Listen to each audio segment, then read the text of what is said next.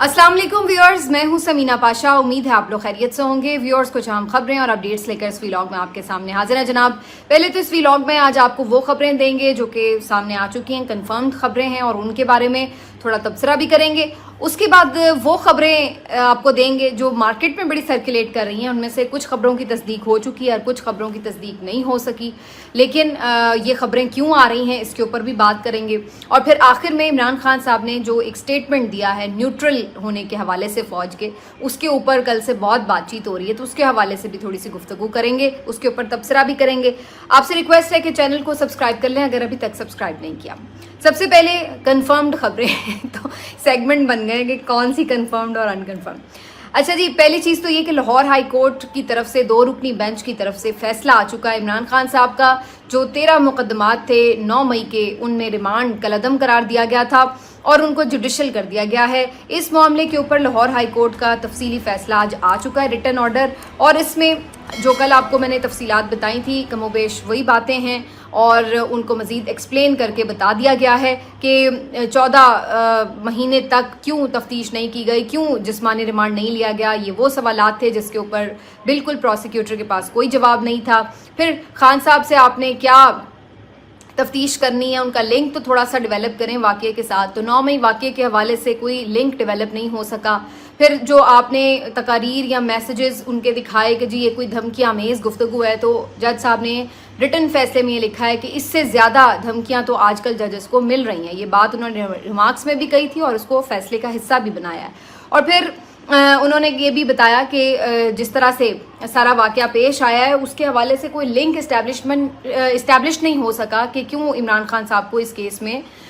Remand पर लेना चाहती है पुलिस, तो इस वजह से रिमांड ख़त्म कर दिया गया है। इस पे बहुत से लोग तनकीद भी कर रहे थे कि जी इसमें बरियत की दरख्वास्त होनी चाहिए थी। ये कहना चाहिए था कि ना सिर्फ ये कि रिमांड कलअदम करार दें बल्कि वकला को इस्तदा ये करनी चाहिए थी कि डिस्चार्ज कर दें मुकदमे से। और इसका जो हवाला दिया जा रहा था, जिस तरह सनम जावेद के केस में मियां अली अशफाक ने ना सिर्फ ये कि उनको जो रिमांड पे रिमांड मिल रहे थे वो ख़त्म कराए बल्कि डिस्चार्ज करवाया था उन मुकदमात से। तो अक्सर लोग तनकीद कर रहे थे कि इमरान खान साहब के वकला ने ये तर्ज क्यों नहीं अपनाई। इस पर सलमान सफदर साहब का एक मौक़िफ़ भी आ चुका है और वो ये कह रहे हैं कि हम समझते हैं कि ये हमारे केसेस हैं और हमें ज़्यादा बेहतर हिकमत अमली पता है। हमें पता है कि अदालत कितना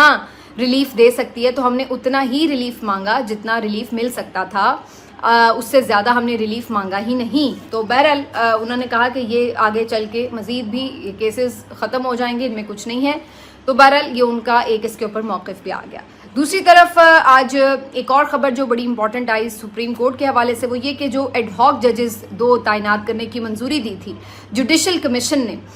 वो अब सदर की मंजूरी से बाकायदा एडहॉक जज तैनात हो गए हैं। सदर जरदारी ने उस पर दस्तखत कर दिए हैं उनकी नोटिफिकेशन पर। और वो जज साहब मियां मजहर खेल साहब, जिन्होंने पहले माजरत कर ली थी कि वो एडहॉक जज नहीं लगना चाहते, उनको भी मना लिया गया है। तो उन्होंने भी अब अपनी रजामंदी जाहिर कर दी है। तो जस्टिस सरदार तारिक मसूद साहब और जस्टिस मियां मजहर आलम खेल साहब, ये दोनों हजरात अब एडहॉक जज के तौर पर सुप्रीम कोर्ट का हिस्सा बन गए हैं। नोटिफिकेशन जारी हो चुका है। अब इसके ऊपर बहुत से लोग बात कर रहे थे कि इसका क्या इम्पैक्ट होगा, इनको लाने का मकसद क्या है और ये कितना कोई ख़ास किरदार अदा कर सकेंगे। तो मेरी नज़र में एडहॉक जजेस 3 होते, 4 होते या 2 होते, ये तब कोई अहम किरदार अदा कर सकते थे अगर काजी फाइज ईसा साहब को एक्सटेंशन मिल जाती, अगर वो अपना टेन्योर बढ़ाने में कामयाब हो जाते, तो उस सूरत में तो इन जजेस का फ़ायदा होता। क्योंकि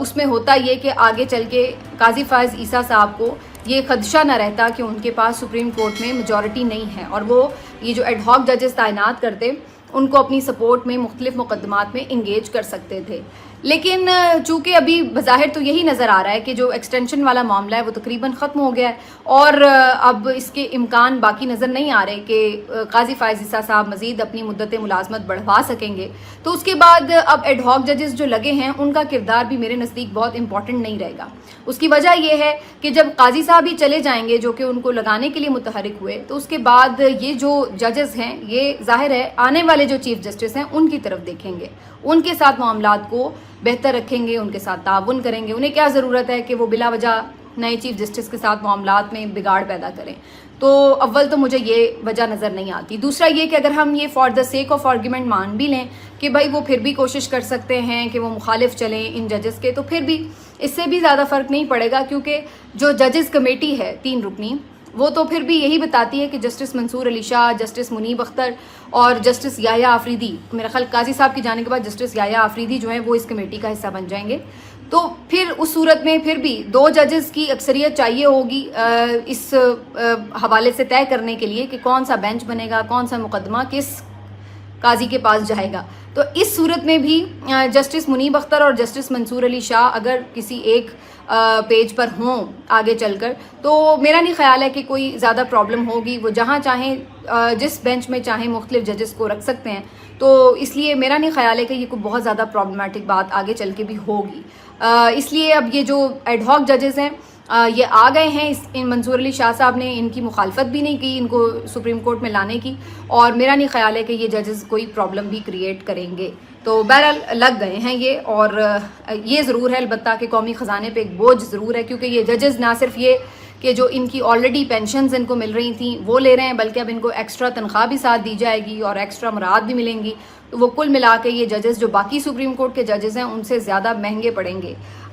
دیکھتے ہیں کہ ان کو زیادہ تر کون سے مقدمات, سول مقدمات وغیرہ دیے جاتے ہیں, یا انہیں آئینی مقدمات میں بھی بینچز کا حصہ بنائیں گے جسٹس منصور علی شاہ آگے چل کر. تو یہ بہرحال ایک چیز ہوگی دیکھنے والی. آگے بڑھتے ہیں جی. اب وہ خبریں جو کہ مارکیٹ میں بہت گردش میں ہیں اور ان کے اوپر بڑی تبصرہ آرائیاں اور قیاس آرائیاں چل رہی ہیں, اس پہ بات کر لیتے ہیں. ایک تو اس میں سب سے بڑی اہم خبر آج شہر کی ہوئی ہے, جناب شاہد اسلم صاحب جو صحافی ہیں پاکستان کے بڑے مایہ ناز, جنہوں نے جنرل باجوہ کے ایسٹ سے متعلق سٹوری دی تھی, اس کے بعد گرفتاری بھی دی اور اس کے بعد اب وہ جلا وطن بھی ہیں, تو باہر ہیں. انہوں نے بہرحال اس بارے میں ایک امپورٹنٹ سٹوری آج دی ہے, اور انہوں نے بتایا ہے کہ امریکی وفد کا, امریکی حکام کا ایک رابطہ, ایک ملاقات, ایک دورہ ہوا ہے اڈیالہ جیل کا, اور عمران خان صاحب سے ان کی ملاقات ہوئی ہے. اور انہوں نے یہ بھی دعویٰ کیا ہے کہ کانگریس کی طرف سے جو قرارداد آئی تھی اس کے بعد بھی, اور اس کے علاوہ بھی یہ وقتاً فوقتاً بات ہوتی رہی عمران خان صاحب کی سیکیورٹی کے حوالے سے خدشات کے اوپر, جس کے بعد یہ کہا جا رہا تھا کہ عمران خان صاحب, جب آپ کو یاد ہوگا ڈونلڈ لو کو بھی بلایا گیا تھا, ان سے بھی جب ایک میٹنگ میں بات ہوئی تھی اسی بارے میں, جب بریفنگ لی گئی تھی,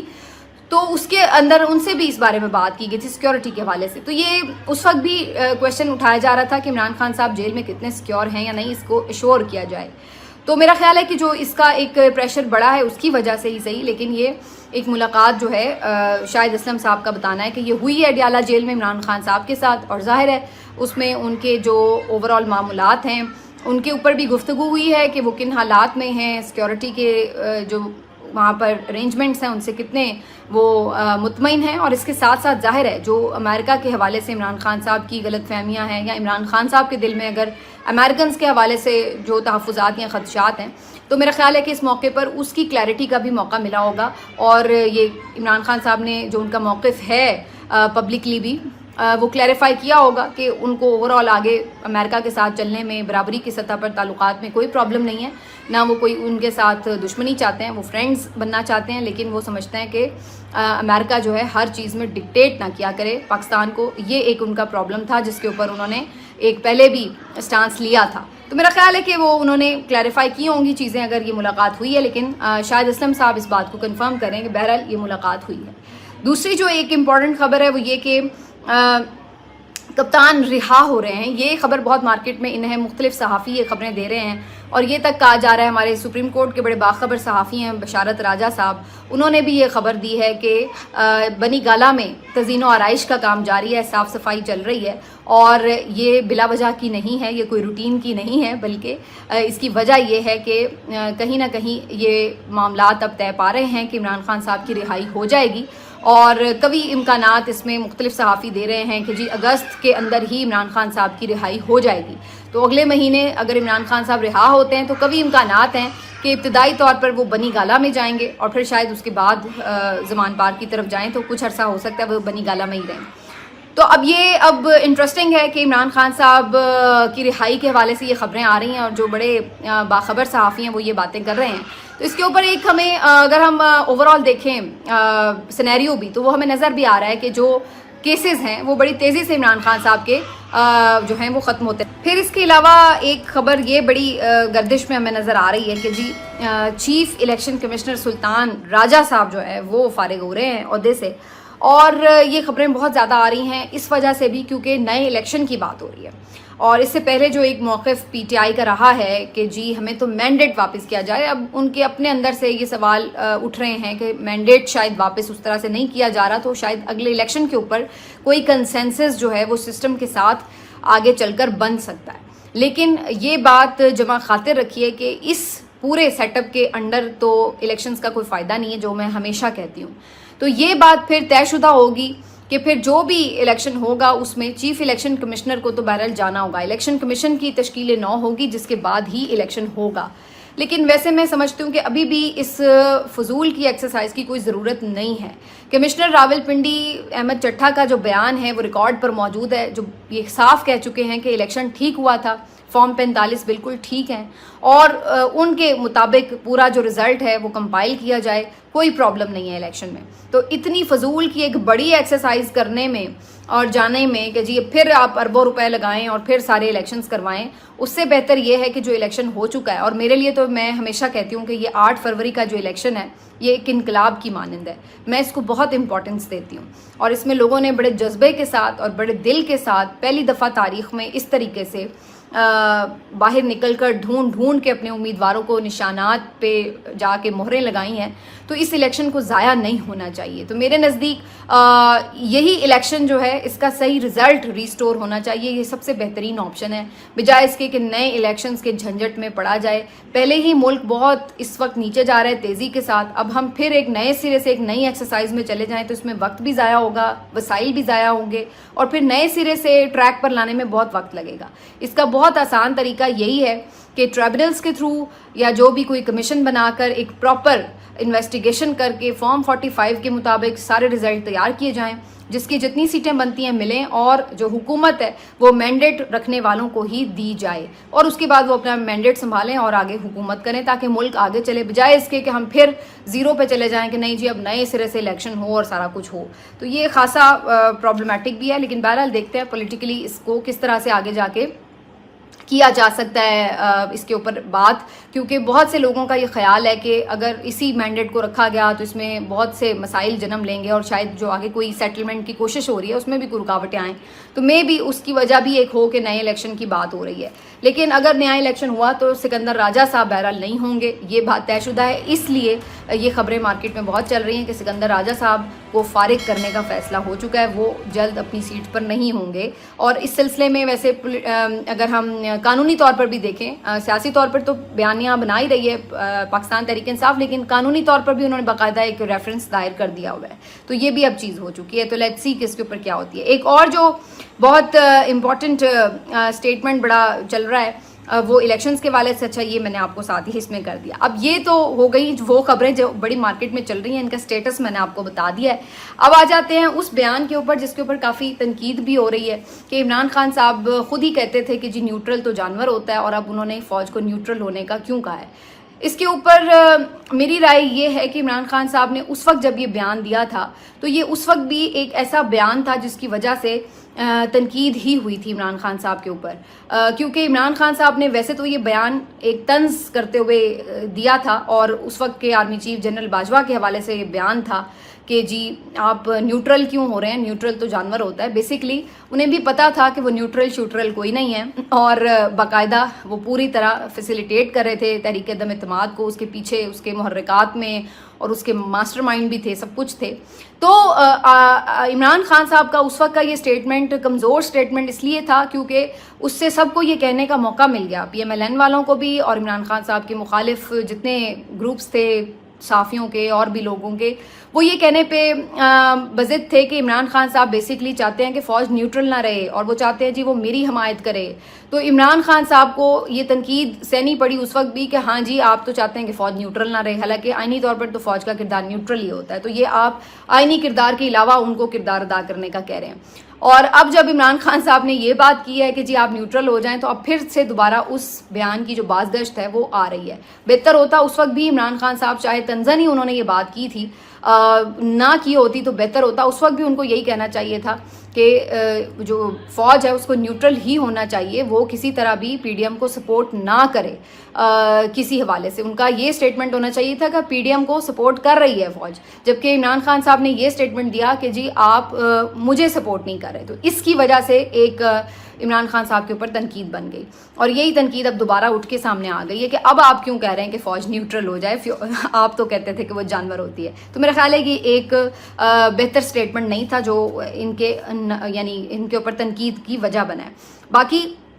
یہ اسٹیٹمنٹ عمران خان صاحب نے دیا کیوں, اس کے اوپر بہت بات ہو رہی ہے. تو ظاہر ہے کہ کچھ نہ کچھ پس پردہ چیزیں چل رہی ہیں. جو میں نے ابھی اس سے پہلے آپ کو جتنی خبریں کچھ بتائی ہیں, یہ خبریں بھی اسی لیے چل رہی ہیں کہ کچھ معاملات چل رہے ہیں. اس کی وجہ یہ ہے کہ یہ حکومت بری طرح سے ناکام ہے. ملک میں کوئی استحکام نہیں آ سکا, کچھ پرفارم نہیں کر سکی حکومت, نہ معاشی فرنٹ پر, نہ ہی بیانیے کے فرنٹ پر, نہ ہی حکومت کوئی ایسی دیوار سامنے کھڑی کر سکی ہے کہ جس میں اسٹیبلشمنٹ کو تنقید سے بچا سکی ہو. تو ہر لحاظ سے جب حکومت بالکل نالائق ثابت ہوئی, نااہل ثابت ہوئی, ناکام ثابت ہوئی, تو اس کے بعد اب ہر کوئی یہ سوچنے پہ مجبور ہے کہ اس سارے گرداب سے نکلنا کیسے ہے. اور اس کے لیے پھر ظاہر ہے مختلف آپشنز زیر غور ہیں جس کے اندر مختلف بات چیتیں چل رہی ہیں. اب اس میں جو ایک امپورٹنٹ بات ہے وہ یہ کہ عمران خان صاحب کے جو فوج کے حوالے سے ایک پورے نیریٹو کو لے کر کے بات ہوتی رہی ہے, تو اس میں یہ خبریں بہت گردش میں ہیں کہ جو فوج کے اندر بھی لوگ ہیں وہ جو عمران خان صاحب کے شاید اتنے مخالف نہ بھی ہوتے, وہ مخالف تو نہیں ہیں لیکن وہ اس بات سے تحفظات ضرور رکھتے ہیں کہ عمران خان صاحب فوج کے خلاف ہو گئے ہیں. تو عمران خان صاحب نے بیسکلی جو یہ اسٹیٹمنٹ دیا ہے یہ فوج کے جو ایک قیادت ہے اس کو نہیں, بلکہ ان لوگوں کو دیا ہے جو عمران خان صاحب کے ساتھ اس طرح دشمنی پر نہیں اترے ہوئے, بلکہ وہ صرف ان کے بارے میں تحفظات رکھتے ہیں. تو اکثر لوگوں کا یہ کہنا ہے کہ یہ بیسکلی جو عمران خان صاحب کا موقف ہے, یہ پیغام ہے, یہ ان لوگوں کے لیے ہے کہ جی فوج تو, میں تو ہمیشہ کہتا رہا ہوں کہ فوج بھی میری ہے, ملک بھی میرا ہے, اور فوج بڑی امپورٹنٹ ہے, ریڑھ کی ہڈی ہے. تو وہ عمران خان صاحب نے بیسکلی میٹھی میٹھی باتیں جو کی ہیں وہ ان کے لیے کی ہیں کہ جی میں آج بھی فوج کے ساتھ کھڑا ہوں, میرے لیے آج بھی فوج جو ہے وہ قابل احترام ہے, لیکن